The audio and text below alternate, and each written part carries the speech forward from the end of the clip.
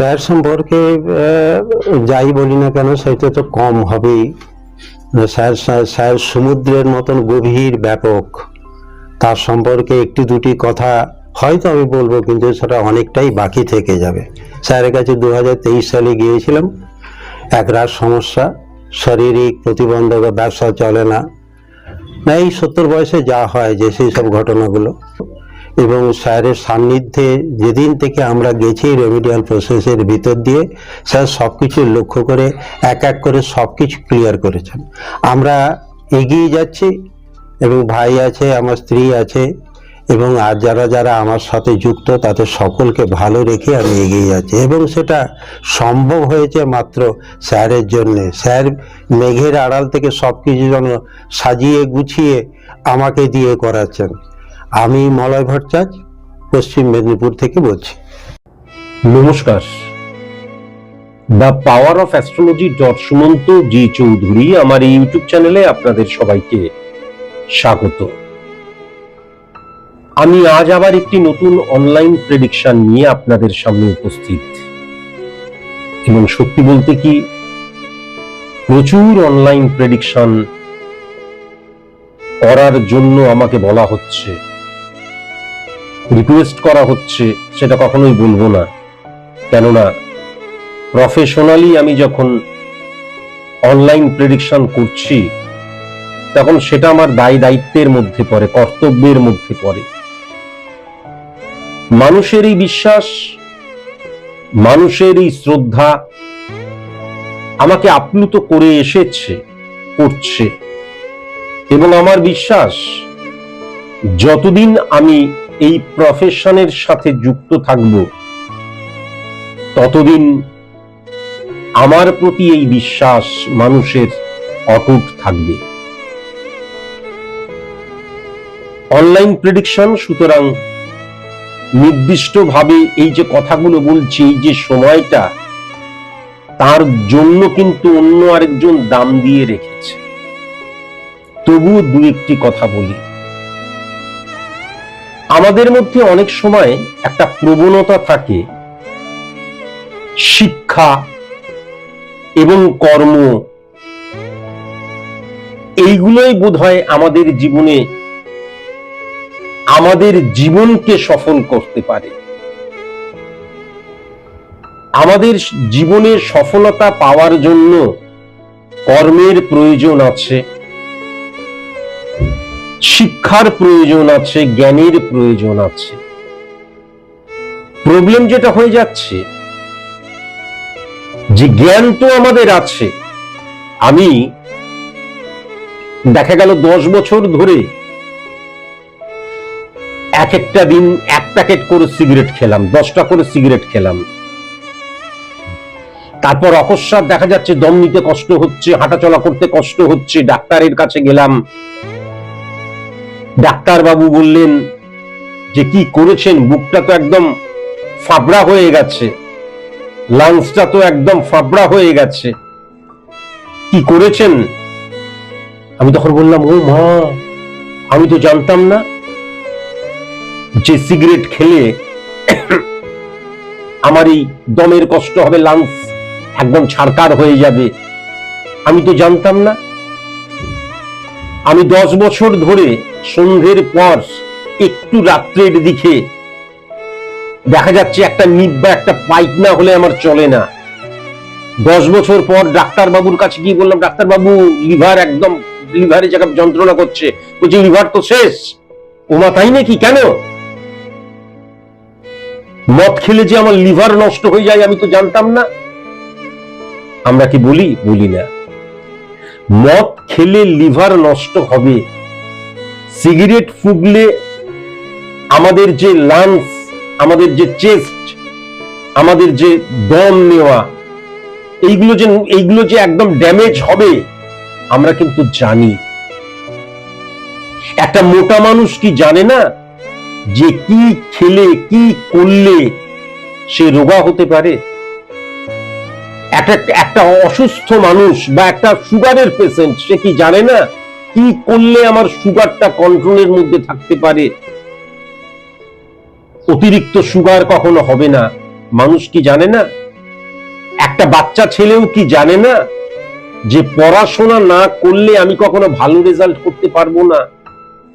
পড়াশোনা যদি আমি না করি তাহলে আমি গোমুখ্য হয়ে থাকবো এবং লাখ নিয়তি ভাগ্যের কাছে গিয়ে পাই দাও পাই দাও পাই দাও পাই দাও। জাগ্রত দেব, জাগ্রত দেবী, জাগ্রত মাজার, জাগ্রত। আমি কি জানি না? আমরা কি জানি না? আমরা সব কিছু জানি। একটা বাচ্চা ছেলেও কিন্তু জানে পড়াশোনা না করলে ভালো রেজাল্ট করা কখনো সম্ভব নয়।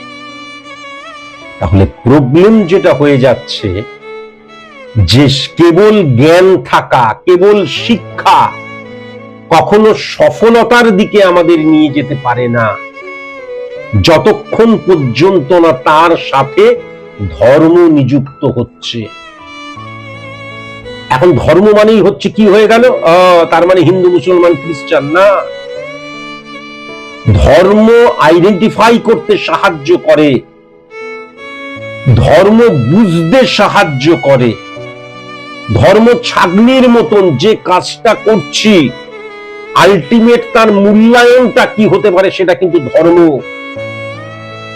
তাই জন্য বারবার ধরে বলা হয় ধর্ম আগে না কর্ম আগে। ধর্মযুক্ত কর্ম বলা হয়, কর্মযুক্ত ধর্ম কখনো বলা হয় না।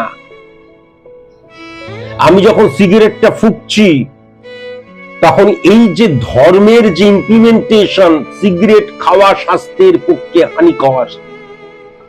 আমি যখন পড়ার সময় শুয়ে শুয়ে বা মোবাইল দেখে বা টেলিভিশন দেখে দিন কাটাচ্ছি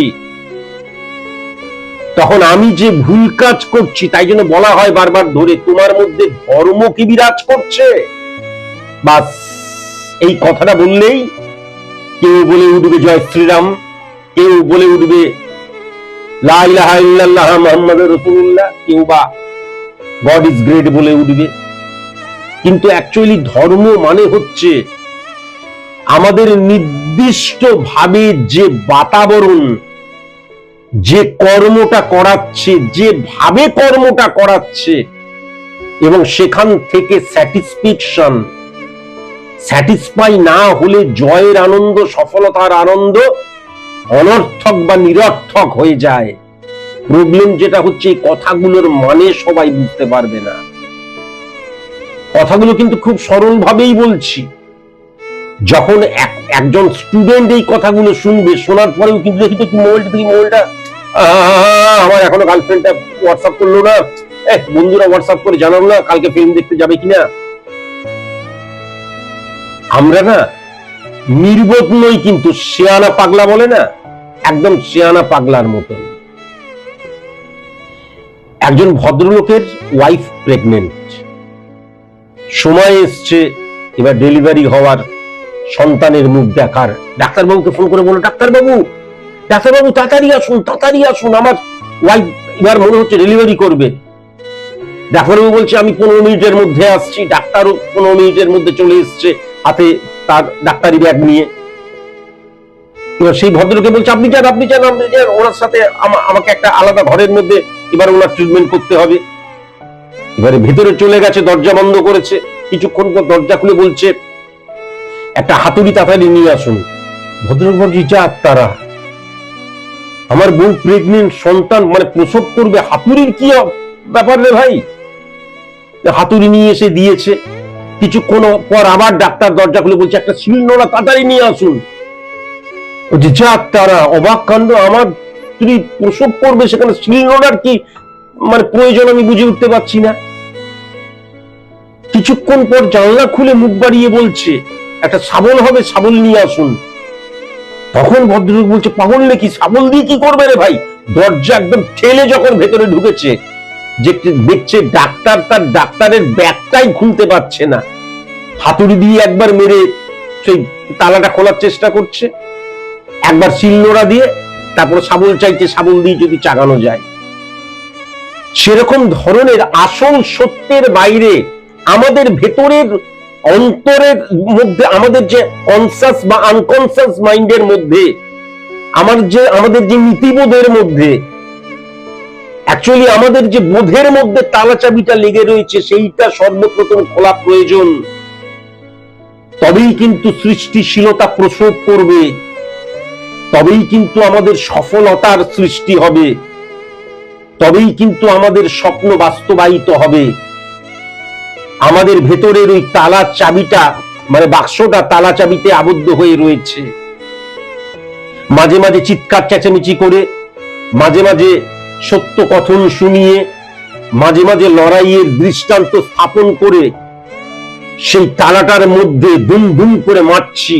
তালাটা যদি ভাঙে, যতক্ষণ না সেই তালাটা ভাঙবে ততক্ষণ পর্যন্ত কিন্তু আমি সৃষ্টিশীলতাকে, সফলতাকে, আমার পজিটিভ মাইন্ডকে এবং আমার যে নেগেটিভ মাইন্ড থেকে সদর্থক মনোভাব, সেই সদর্থক মনোভাবের প্রকাশ কখনো কিন্তু আসতে পারে না, আসতে পারবে না, জন্ম নিতে পারবে না। এই গল্পগুলো বা এই উপমাগুলো খুব সাধারণ উপমা বলে মনে হলেও এগুলো ভেরি ভেরি ইম্পর্টেন্ট। আমরা সবকিছু জানি, আমরা সবকিছু বুঝি, তবুও আমরা ভুল কাজ করি, তবুও আমরা ভুল কাজ করে চলেছি। আজকে একটা কথা বলুন তো, একজন বলছে, মা তুই খাবি না, তাহলে আমি খেয়ে নিচ্ছি। আমরা শুনছি, মহামানব মনীষী, আমরা তাকে সম্মান করছি, সম্মান করছি। আর আরেকটা মানুষ, আমি না খেয়ে গরিব দুস্থ অনাহারে যারা রয়েছে তাদেরকে খাওয়াচ্ছি, তার কাহিনীটা কিন্তু কখনো ফ্রন্টে আসছে না, তিনি কখনো মহামানব হচ্ছেন না। একটা মানুষ বলছে, উঠো জাগো, একদম যতক্ষণ পর্যন্ত না জয়লাভ করছো লড়াই করে যাও, করছি, আমার বাড়িতে তার ফটো টাঙিয়ে রাখছি। আর আরেকটা মানুষ মাথা নিচু করে কাউকে না জানিয়ে সফল হওয়ার জন্য তীব্র লড়াই করে চলেছে। দূরে খোঁজার দরকার নেই, আমাদের প্রত্যেকের বাবার ইতিহাসটা ফাইন্ড আউট করো। বছরে একটা জামাও তিনি নেন না, সন্তানদেরকে জামা কাপড়ে পরিপূর্ণ করে দিচ্ছে, স্ত্রীকে গহনা শাড়ি সালোয়ারে পরিপূর্ণ করে দিচ্ছে। ঘরের কোনো ঘরটাকে সুন্দর করার জন্য তিনি মানে কি নিজেকে আত্মহুতি দিয়ে দিচ্ছেন। তার নিজের একটা পরার জামা নেই, ওই একটা জামা দিয়ে কাটিয়ে দিচ্ছে, একটা প্যান্টটি কেচে কেচে কাটিয়ে দিচ্ছে, একটা চটি বা একটা জুতোই কিন্তু হয়ে যাচ্ছে। সকালবেলা বেরিয়ে রাত্রিবেলায় যখন ঢুকছে, সারাদিনে তিনি হয়তো 2 কাপ চা খেয়েছেন, খাবারও খাননি। আমরা কি করছি?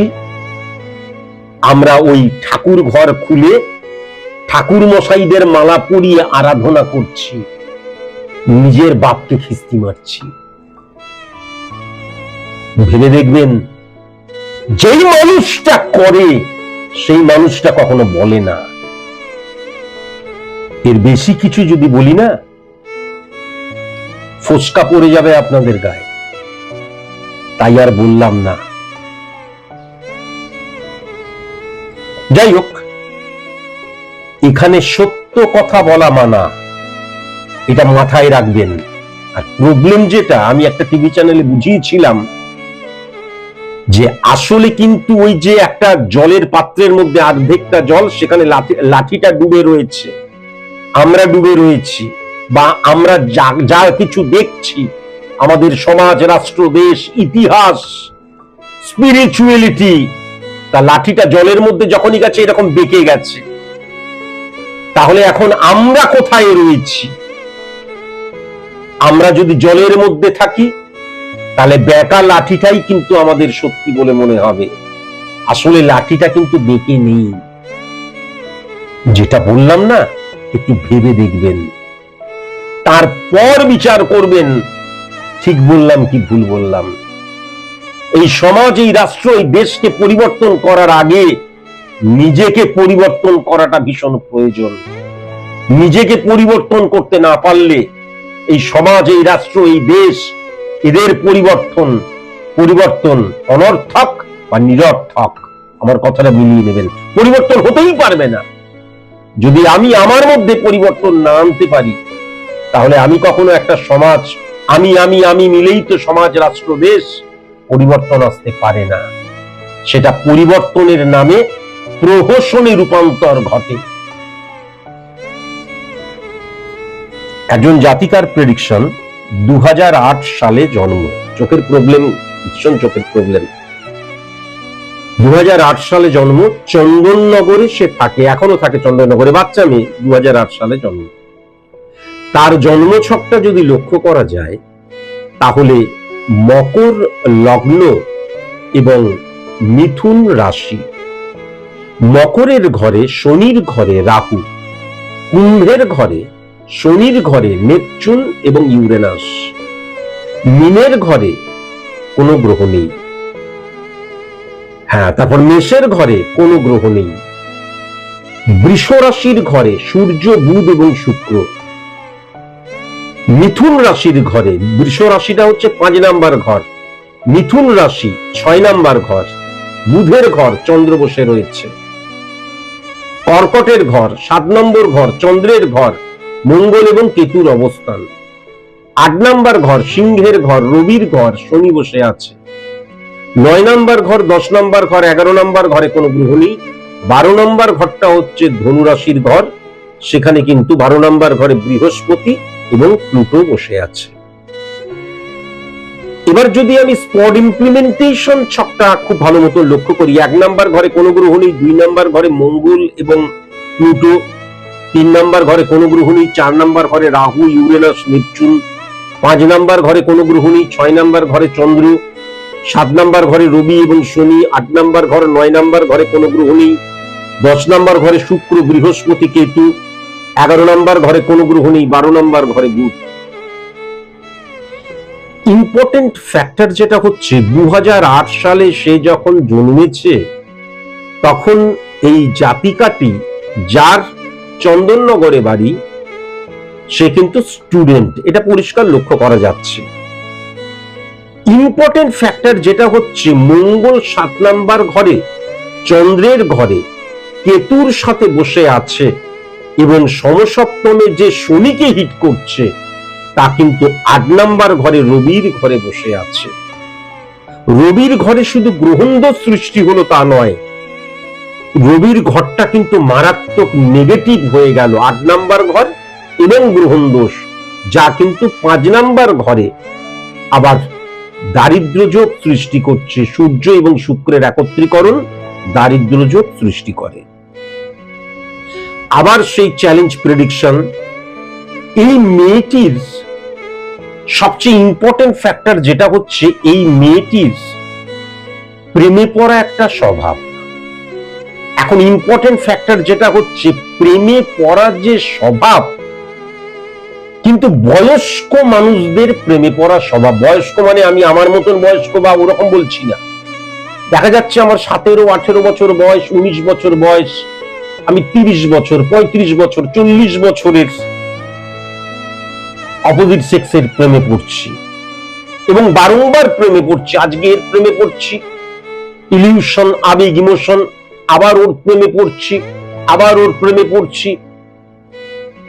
আমার জীবনে ভয়ঙ্কর এরকম ধরনের 3-4টে কেস ঘটেছিল এবং এই 3-4টে কেসই কিন্তু আমি যখন মানে প্রফেশনালি অ্যাস্ট্রোলজি করছি পশ্চিম বাংলার বুকে ঘটেছিল। ওরে বাবারে ভয়ঙ্কর অবস্থা। এই যেমন এই বয়স্ক মানুষদের প্রেমের জায়গা, সেরকম আমার যারা স্টুডেন্ট থাকে তাদের মধ্যেও আমি দেখেছি অনেক ক্ষেত্রে কিন্তু এইগুলো লক্ষ্য করা যায়। এর ক্ষেত্রেও কিন্তু যেটা আমি দেখতে পাচ্ছি, শিক্ষকের প্রেমে পড়া। শিক্ষক কিন্তু কোনো রেসপন্স কিছু করেছে তা নয়। আমার তো এমন প্রবলেম হয়ে গিয়েছিল, আমি যেই চেম্বারে যেতাম একদম বাচ্চা একটা মেয়ে, বোধহয় ক্লাস 11 বা মাধ্যমিক পরীক্ষা দিয়েছে, সে প্রত্যেকটা জায়গায় যেত, গিয়ে আমাকে এরকম করে গোলাপ ফুল দিয়ে I love you sir, I love you sir, I love you sir. আবার ইম্পর্টেন্ট ফ্যাক্টর, একটা নন বেঙ্গলি আমার রাজ্যের বাইরে এমন প্রবলেম ছিল, আমি যেই হোটেলে আমি তো একটা হোটেলে উঠতাম এবং হোটেলে চেম্বার, তার সামনে গিয়ে সারাক্ষণ দাঁড়িয়ে থাকতো। আমি যখন ফিরে আসতাম তখন এইগুলো আমি এখানে প্রকাশ করতে পারছি না, ইলিউশন, আবেগ, ইমোশনের জায়গা, সেগুলোকে আমি সঠিক মতন কন্ট্রোল করেছি। কাউকে বিরাট চিৎকার চেঁচামেচি লাফালাফি মারধর তার করা যাবে না করে অফ করেছি। কিন্তু এরকম ইলিউশন, আবেগ, ইমোশন শিক্ষক এবং ছাত্র বা ছাত্রীর প্রেম, মানে শিক্ষক এবং ছাত্রীর প্রেম তো নয়, ইলিউশন আবেগের জায়গা। যে কোনো একটা, শুধুমাত্র কেবল যে ছাত্রীরাই প্রেমে পড়ে তা নয়, কিন্তু আমরা কিছুদিন আগেও সোশ্যাল মিডিয়াতে দেখেছি, আমি আর বলতে চাই না কোথাকার ঘটনা, একজন শিক্ষক ছাত্রীর হোয়াটসঅ্যাপে সারা রাত ধরে আমি তোমায় ভালোবাসি, আমি তোমায় ভালোবাসি, আমি তোমায় ভালোবাসি, পরবর্তীকালে তো কেস জন্ডিস হয়ে গিয়েছিল। মানে এই ধরনের জায়গাটা কিন্তু লক্ষ্য করা যায়। এরকম ধরনের ইলিউশন, আবেগ, ইমোশনের জায়গাটা বারংবার ধরে কিন্তু লক্ষ্য করা গেছে, বছরের পর বছর, যুগের পর যুগ। বিশেষ করে এক্ষেত্রে কিন্তু বাচ্চা বাচ্চা ছেলে মেয়েদের মধ্যে ইলিউশন, স্যারের প্রতি প্রেমে পড়ে যাওয়া, বা বাচ্চা বাচ্চা ছেলেরা তার ম্যামের প্রতি প্রেমে পড়ে যাওয়া, এই জায়গাগুলো কিন্তু লক্ষ্য করা যায়। এটা আমার ক্ষেত্রেও হয়েছে। আমার ক্ষেত্রে হয়েছে বলতে আমি কারোর ওরকম ধরনের নয়, মানে আমি অ্যাজ এ শিক্ষক হিসাবে আমি দেখেছি তাদের মধ্যে একটা দুর্বল ভাবনা, দুর্বল চিন্তাধারা চলে এসেছে। আমি তৎক্ষণাৎ সেইটাকে অফ করার অবশ্যই চেষ্টা করেছি। এটা কিন্তু আমি লক্ষ্য করতে পারছি, শিক্ষকের প্রেমে পড়ার জায়গাটা এই জাতিকার ক্ষেত্রে মারাত্মকভাবে লক্ষ্য করা যাচ্ছে। এখন প্রবলেম যেটা হয়ে যাচ্ছে, যেহেতু এই প্রেমে পড়ার জায়গাটা মঙ্গল কেতুর অবস্থান, এবং তা কিন্তু 1 নাম্বার ঘরকে নেগেটিভ করছে, এবং 4 নাম্বার ঘরের অধিপতি গ্রহ এবং 11 নাম্বার ঘরের অধিপতি গ্রহ। সুতরাং এই যে ক্লাস 9 থেকে উচ্চ মাধ্যমিক পর্যন্ত এই যে সিচুয়েশনটা 4th হাউস দ্বারা আমরা সাধারণত ভাবে জানতে পারি, আরো ক্যালকুলেশন আছে, এবং 11th হাউস যেহেতু নেগেটিভ ইনফ্লুয়েন্সের আন্ডারে চলে আসছে, ইয়ার লস পর্যন্ত হয়ে গেছে, এমন প্রেমজ সম্পর্কে আবদ্ধ হয়ে গেছে। মানে এমন প্রেমজ সম্পর্ক তো নয়, আবার বলছি, আমার বলার কিছু মিস্টেক রয়েছে, মানে স্যারের প্রতি প্রেমে এমন আসক্ত হয়ে গেছে, এবং স্যারকে নিয়ে সারাক্ষণ ধরে চিন্তা ভাবনা করে চলেছে, পড়াশোনা করছে না। এটা তো প্রেম নয়, ইলিউশন, আবেগ, ইমোশন। এবং তার ফলে কি হয়ে গেছে, পড়াশোনা না করার ফলে ইয়ার লস পর্যন্ত কিন্তু আমি লক্ষ্য করতে পারছি। সবচেয়ে বড় কথা, এরকম আমি একটা অনলাইন প্রেডিকশন আগে করেছিলাম, সেটা বোধহয় গৃহ শিক্ষককে নিয়ে করেছিলাম। সবচেয়ে ইম্পর্টেন্ট ফ্যাক্টর যেটা, যে খুব ভালো মতন যদি লক্ষ্য করা যায়, 6 নাম্বার ঘরে চন্দ্রের অবস্থান, আর চন্দ্রের ঘরে কেতু। কেতুকে বলা হয় ছায়া প্ল্যানেট, ক্যালকুলেটিভ প্ল্যানেট, তার নিজস্ব কোনো পাওয়ার নেই। পাওয়ারফুল কোন গ্রহের আন্ডারে বসে থাকলে সে পাওয়ারফুল হয়ে যায়। তাহলে কিন্তু কেতু কোথায় বসে রয়েছে, মঙ্গলের সাথে। মঙ্গল এবং চন্দ্রের অবস্থান মারাত্মক ইলিউশন, আবেগ, ইমোশনের জায়গাটা নিয়ে আসে। মঙ্গল এবং আমাদের চন্দ্র এবং বুধের অবস্থান, মঙ্গল এবং বুধের অবস্থান মারাত্মক ইলিউশন, আবেগ, ইমোশনের জায়গাটা নিয়ে আসে। তাহলে বুধ এবং চন্দ্র মারাত্মক তীব্র ইলিউশন, আবেগ, ইমোশনের জায়গাটা নিয়ে এসছে, তার ফলে কেতু নেগেটিভ হয়ে গেছে। সুতরাং মানসিক বিকারগ্রস্ত বা মানসিক রোগের আন্ডারে কিন্তু চলে গেছে, এটাও কিন্তু পরিষ্কার লক্ষ্য করা যাচ্ছে। এখান থেকেও ভেরি ভেরি কনসাস এবং কনসাস অবশ্যই কিন্তু হওয়া উচিত। এবং ইম্পর্টেন্ট ফ্যাক্টর যেটা হচ্ছে, 4 নাম্বার ঘর এবং 11th হাউস তো নেগেটিভ হয়ে যাচ্ছে মঙ্গলের দ্বারা, এবং মঙ্গল এবং কেতু রিফ্লেকশন 1 নাম্বার ঘরকেও তো নেগেটিভ করছে, এবং 1 এবং যদি লক্ষ্য করা যায় তাহলে আমাদের 4, 8 এবং 7 এই 3টে ঘরকেও তো নেগেটিভ ইনফ্লুয়েন্সের আন্ডারে নিয়ে চলে আসছে মঙ্গল। তাহলে 1, 2, 3, 4 10 নাম্বার ঘরটা নেগেটিভ হয়ে যাচ্ছে, 1 নাম্বার ঘরটা নেগেটিভ হয়ে যাচ্ছে, এবং 2 নাম্বার ঘরটা নেগেটিভ হয়ে যাচ্ছে। তাহলে অনিয়মিত এবং অনিয়ন্ত্রিত জীবনের জায়গাটাও কিন্তু আমি লক্ষ্য করতে পারছি। মানে দেখা যাচ্ছে সারা রাত ধরে আমি চিন্তা করলাম আমার স্যারের, ঘুম থেকে উঠছি 9টার সময়, দেখা যাচ্ছে পড়াশোনা করছি না, অনিয়ন্ত্রিত। আমি নিজেকে কিন্তু নিয়ন্ত্রণের আন্ডারে রাখতে পারছি না, ডিসিপ্লিন বহির্ভূত। কেন হয়ে যাচ্ছে ডিসিপ্লিন বহির্ভূত? তার কারণ হচ্ছে 8 নাম্বার ঘরে কিন্তু শনির অবস্থান রয়েছে। শনিকে 8 নাম্বার ঘরে উচ্চস্থ মানা হলেও 8 নাম্বার ঘরটা কিন্তু রবির ঘর। তাহলে গ্রহণ দোষের আন্ডারে শনি যখন চলে আসছে, ব্যাড রিফ্লেকশন চলে আসছে 1 নাম্বার এবং 2 নাম্বার ঘরের অধিপতি গ্রহ। তাহলে শনি মানে কি? ডেডিকেশন, ডিভোশন, ডিটারমিনেশনের জায়গাটা। শনি মানে কি? লিগ্যাল অ্যাক্টিভিটিস এর জায়গাটা। শনি মানে কি? কর্মের জায়গাটা। শনি মানে কি? কমিউনিকেশনের জায়গাটা। পুরোটাই কিন্তু ড্যামেজের আন্ডারে চলে আসছে। এটাও কিন্তু লক্ষ্য করা যাচ্ছে। এখন এটা মাথায় রাখার প্রয়োজন আছে যে এই যে মানসিক অস্থিরতা, ইনডিসিপ্লিন লাইফ লিড করা, অনিয়ন্ত্রিত অনিয়মিত যে লাইফটাকে আমি ফেস করছি এবং সেই লাইফটা আমার জীবনে যে ইমপ্লিমেন্ট করছি আমার জীবন ধারণের ক্ষেত্রে, তাহলে শনি যখন গ্রহণ দোষের আন্ডারে চলে এলো, 8 নম্বর ঘরের ব্যাড রিফ্লেকশন শনির ক্ষেত্রে চলে এলো, তাহলে কি হয়ে যাচ্ছে যে যখন আমার ঘুম আসছে না, অনিয়ন্ত্রিত, আমি মানে এটা খুব ইজিয়েস্ট একটা ব্যাপার যেটা মানুষ কানেক্ট করতে পারবে, তখনই একটু ঘুম, একটু রেস্ট নিই, ঘুম আসছে না, তখন বাচ্চা বাচ্চা ছেলে মেয়েরা কি করছে, অসংযত তো, তারা নেশায় আবদ্ধ হয়ে যাচ্ছে, নয় দেখা যাচ্ছে কাপ সিরাপ খাচ্ছে, নয় হয়তো ঘুমের ওষুধ খাচ্ছে, আর তা নাহলে কোন না কোনো ভাবে চেষ্টা করছে, ভাবছি ঘুমিয়ে থাকলেই হয়তো আমি জগৎ সংসার ভুলে থাকলেই বাস বেঁচে গেলাম, তা তো নয়। যেখান থেকে পালাবার চেষ্টা করব সেই প্রতিবন্ধকতা আমার সামনে আরো জোরালো হয়ে আসবে, এটা তো ভীষণ সত্যি কথা। তাহলে ইম্পর্টেন্ট ফ্যাক্টর যেটা লক্ষ্য করা যাচ্ছে, মারাত্মক নেশায় আসক্ত হয়ে যাওয়ার জায়গা এই মেয়েটির ক্ষেত্রে লক্ষ্য করা যাচ্ছে।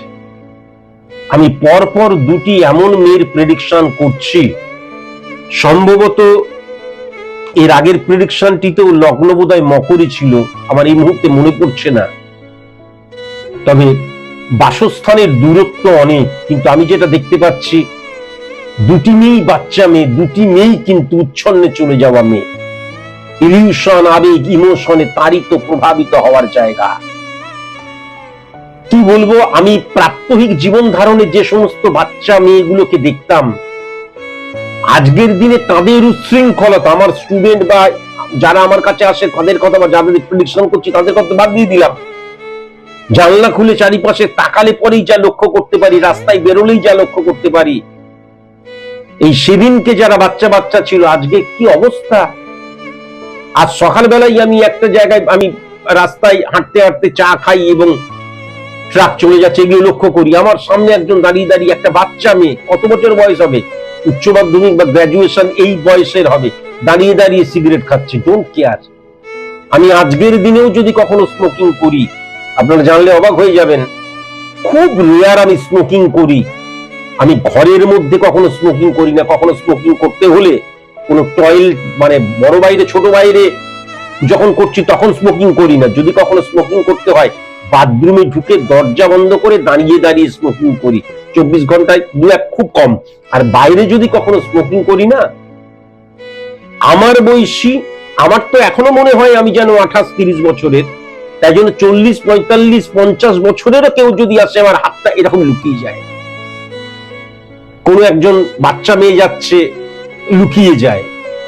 সংস্কার বড় মারাত্মক জিনিস, সংস্কার বড় মারাত্মক জিনিস। সুষ্ঠু গঠন রীতির এই যে প্রকাশ, সামাজিক পরিবর্তনের সুষ্ঠু গঠন রীতিকে সংস্কার বলা হয়। তাহলে আজকের দিনে, আজ সকালের ঘটনায় আমার সামনে একটি বাচ্চা মেয়ে সিগারেট খাচ্ছে, আমি আপনার পয়সায় খাচ্ছি, আমি যদি এখন কিছু বলতে চাই, আমি আপনার পয়সায় খাচ্ছি, আপনাকে মানতে যাব কেন, বলতেই পারে। স্বাধীনতা মানে হচ্ছে স্বয়ের অধীনে যাহা, স্বাধীনতা মানে স্বেচ্ছাচারিতা নয়, এটা জানিয়ে দেওয়া প্রয়োজন। আজকের দিনে মেয়েরা সবকিছু পরিধান করতে পারে, নির্দেশ দেওয়া যেতে পারে, কিন্তু সংযত হওয়াটা ভীষণ প্রয়োজন। নির্দেশ দেওয়ার আগে একটু ভালো করে পর্যবেক্ষণ করাটা প্রয়োজন, কে কোথায় কোন অবস্থায় দাঁড়িয়ে রয়েছে, কাদেরকে আমি স্বাধীনতা দিচ্ছি। স্বাধীনতার মানে যারা বোঝে না, সংরক্ষণকে যারা স্বাধীনতা বলে মনে করে, তাদের হাতে আমি স্বাধীন, তুমি স্বাধীন, তুমি যা খুশি করতে পারো বলতে পারি না, যে তাহলে যিনি বলছেন তিনি নিজেই স্বাধীনতার অর্থটা জানেন না। তার কারণ স্বাধীনতা মানে স্বয়ের অধীনে যাহা, আমি যখন আমার রিপুকে আমার কন্ট্রোলে রাখতে পারবো, আমি চাইছি না তবুও রেগে যাচ্ছি, আমি চাইছি না তবুও আমি দেখা যাচ্ছে কামুক হয়ে যাচ্ছি, তাহলে কখনো কিন্তু আমি সংযত নই। যখন আমি সংযত হব, তখনই আমি সংযত হব যখন আমি আমার যে রিপুগুলোকে আমি আমার আন্ডারে রাখতে পারবো, আমার কন্ট্রোলে রাখতে পারবো। স্বয়ের অধীনে যখন আমার রিপু থাকবে তখন আমি স্বাধীন। আর যখন এই স্বাধীনতার মানেটা আমি বুঝতে পারবো না, তখন স্বেচ্ছাচারিতা, তাকেই আমি স্বাধীনতা বলে মনে করব। আমি তো স্বাধীন, আমি যা খুশি করতে পারি। স্বাধীন মানে যা খুশি করা নয়। আর সংরক্ষণ আর স্বাধীনতার মধ্যে অনেক পার্থক্য রয়েছে। আমার মনে হয় যারা স্বাধীনতা নিয়ে বুলি ঝাড়ে তাদেরকেও এইগুলো জানা ভীষণ প্রয়োজন। এখন ইম্পর্টেন্ট ফ্যাক্টর যেটা হচ্ছে, আমি যদি খুব ভালো মতন শনির অবস্থানটা লক্ষ্য করি, স্পেসিফিক ভাবে শনি 8 নাম্বার ঘরে বসে থাকার জন্য কিন্তু ও নেশা করবে, হ্যাঁ, ঘুমের ওষুধ খাচ্ছে, বা আমাদের দেখা যাচ্ছে কাপ সিরাপ খাচ্ছে, বা ও নানান ধরনের নেশা করছে, কিন্তু ও কখনো কিন্তু মানে সোকল যাকে বলে না যে ধর আত্মহননের পথ কখনো কিন্তু বাঁচবে না, কখনো কিন্তু ধর নিজেকে শেষ করে দিয়ে এই মানসিকতা কিন্তু কখনো আসবে না। এটা বোঝাবার জন্য বলছি, নেগেটিভ ভাবে এটাকে প্রকাশ করতে চাই না। ও কিন্তু সবসময় এই নেশা করবে, ভুলে থাকার জন্য এই একটা জগতের মধ্যে ঘোরাফেরা করবে। কিন্তু 8 নাম্বার ঘরে শনির অবস্থান সবসময় দীর্ঘায়ু এবং মৃত্যুর জায়গাটাই নিয়ে যায় না। মৃত্যু মানে আমি চাইলে ধর আর বাঁচতে ভালো লাগছে না, মরে যাই, এই টেন্ডেন্সিটা কখনো আসে না। আশা করি আমি বোঝাতে পারলাম। এবার ইম্পর্টেন্ট ফ্যাক্টর যেটা হচ্ছে 7th হাউসে মঙ্গল এবং কেতুর অবস্থান। মেয়েদের ক্ষেত্রে মঙ্গল দ্বারা কিন্তু প্রেমিক সত্তাকে বোঝায়। 7 নাম্বার ঘরে মঙ্গল সমসপ্তমে 1 নাম্বার ঘরের রাহুকে যখন হিট করছে, তাহলে রাহু মঙ্গল এবং মঙ্গল কেতুর অবস্থান। সেই মঙ্গল কিন্তু 4 নাম্বার ঘর এবং 11 নাম্বার ঘরের অধিপতি গ্রহ, এবং সেই মঙ্গল কিন্তু 10 নাম্বার ঘর, 1 নাম্বার ঘর, 2 নাম্বার ঘরকে হিট করছে।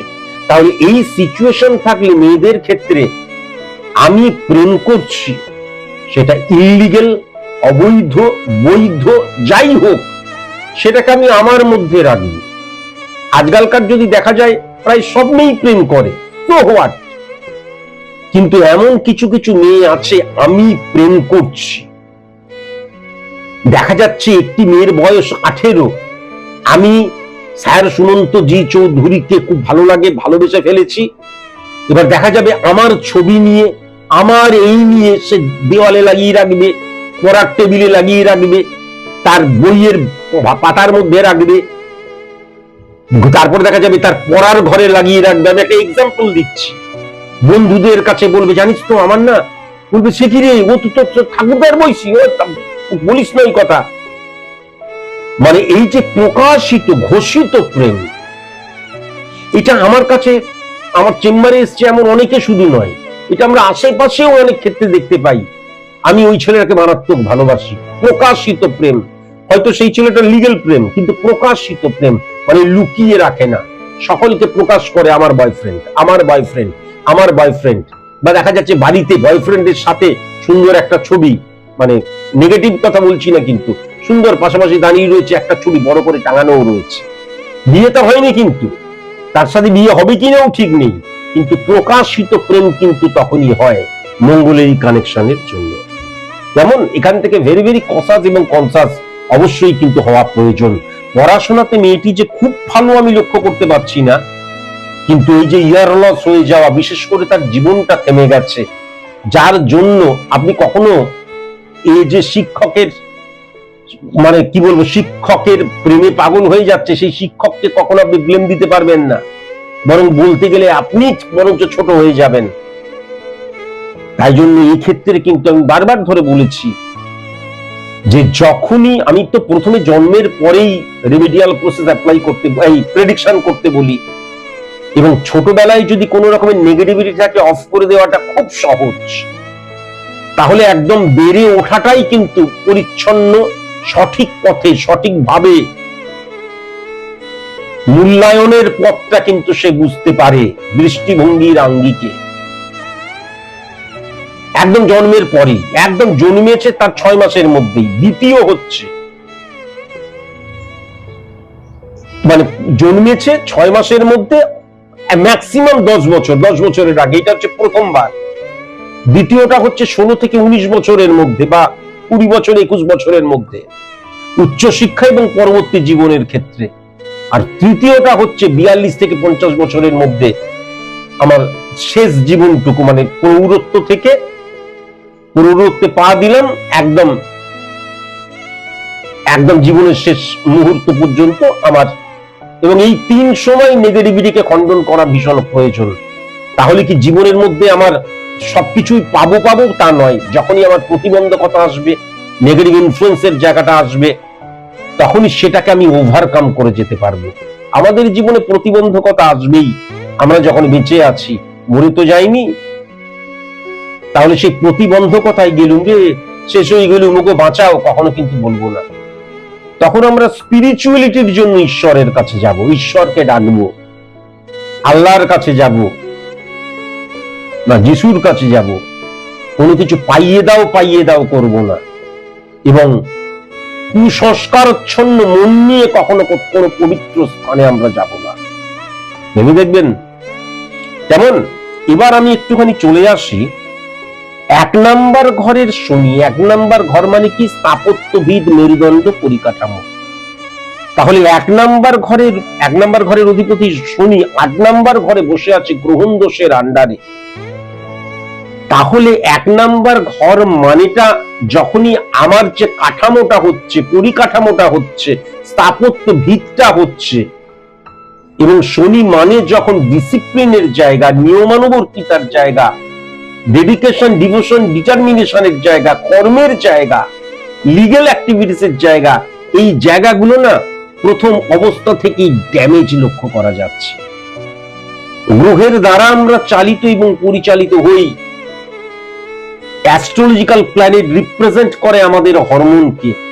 তাহলে এই নেগেটিভ ইনফ্লুয়েন্সের জায়গাটা কিন্তু মারাত্মকভাবে লক্ষ্য করা যাচ্ছে। 2nd হাউস কুম্ভের ঘর, 2nd হাউসের অধিপতি গ্রহ যখন 8 নাম্বার ঘরে থাকে, প্রথমেই বললাম 2nd হাউস দ্বারা দৃষ্টিভঙ্গির জায়গা, 2nd হাউস দ্বারা মুখনিসৃত বাণীর জায়গা, 2nd হাউস দ্বারা অর্থের জায়গা, 2nd হাউস দ্বারা সঞ্চয়ের জায়গা। ড্যামেজ মানে মারাত্মক ড্যামেজ হয়ে গেছে। এখান থেকেও কিন্তু ভেরি ভেরি কনসাস এবং কনসাস অবশ্যই কিন্তু হওয়া প্রয়োজন।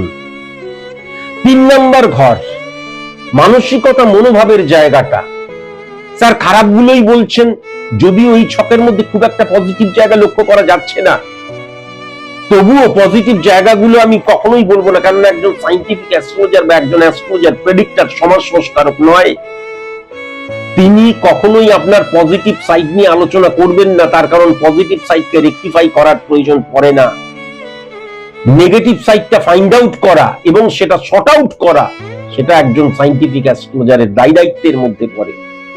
কিন্তু ফাইন্ড আউট আমি করতে পারি, এবং তার জন্য আপনি ফিস দিয়েছেন বলেই ফাইন্ড আউটটা করছি।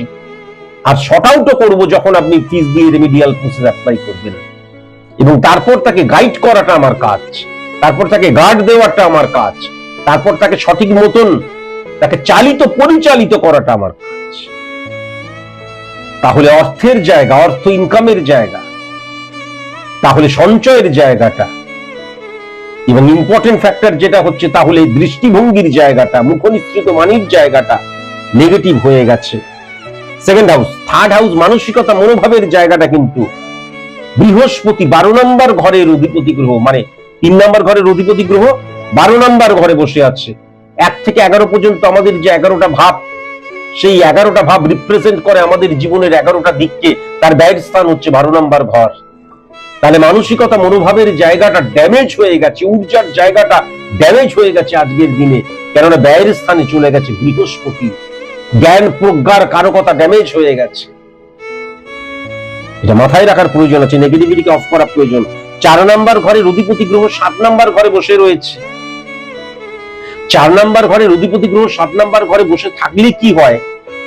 4 নাম্বার ঘর মানে তো আমার ব্যক্তিগত জীবন, ব্যক্তিগত আর ব্যক্তিগত থাকে না।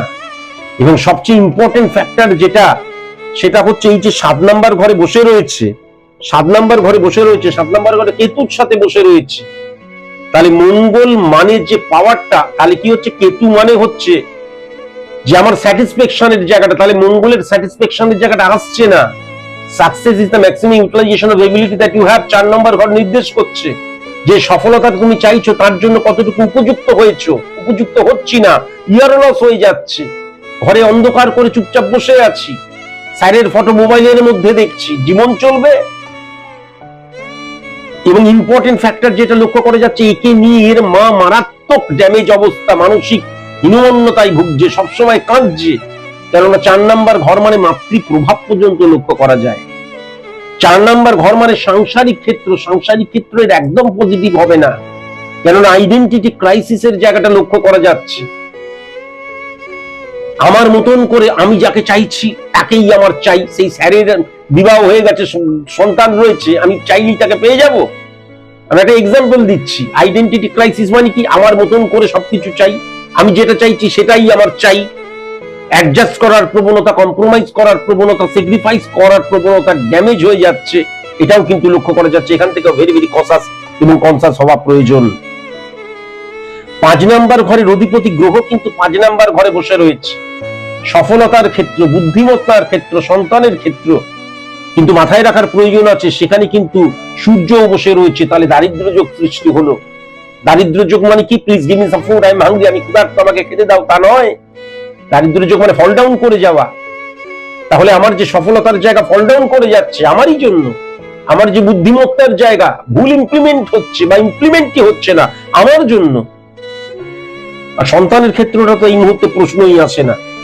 তাহলে এখান থেকে ভেরি ভেরি কনসাস এবং কনসাস। 5 নম্বর ঘরে শুক্রের ঘরে শুক্র বসে আছে, তার মানে কোন লেভেলে সে সফল হতে পারত, কোন লেভেলে সে সফল হতে পারত। এবং 10 নম্বর ঘরের অধিপতি গ্রহ শুক্র, তাহলে কোন লেভেলে সে সফল হতে পারত। এই নেগেটিভিটিটাকে অনেক আগে অফ করা উচিত ছিল। এখন কিছু বলতে গেলেই আবার রেমিডিয়াল প্রসেস অ্যাপ্লাই, আবার অর্থ খরচ, মেয়েটা যে শেষ হয়ে যাচ্ছে তিলে তিলে। মেয়েটার কি ছক ছিল, 5 নম্বর ঘর এবং 10 নম্বর ঘরের অধিপতি গ্রহ শুক্র উচ্চস্থ হয়ে রয়েছে।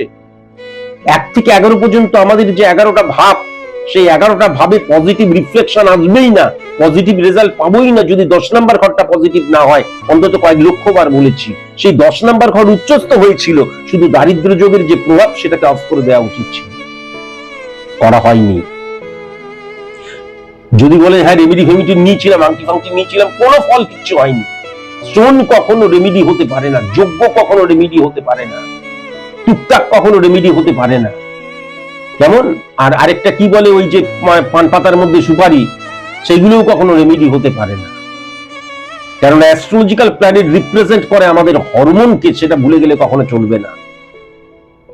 6 নম্বর ঘরে, 6 নম্বর ঘরের বুধ 5 নম্বর, আমাদের 6 নম্বর ঘরের বুধ 5 নম্বর ঘরে বসে রয়েছে। 6 নম্বর ঘরের বুধ 5 নম্বর ঘরে বসে রয়েছে। 6 নম্বর ঘর দ্বারা সার্ভিসের জায়গা বোঝা যায়। 6 নম্বর বুধ মানে কি, বুদ্ধি যুক্তির জায়গা। 6 নম্বর ঘর মানে কি, প্রাত্যহিক জীবন ধারণ।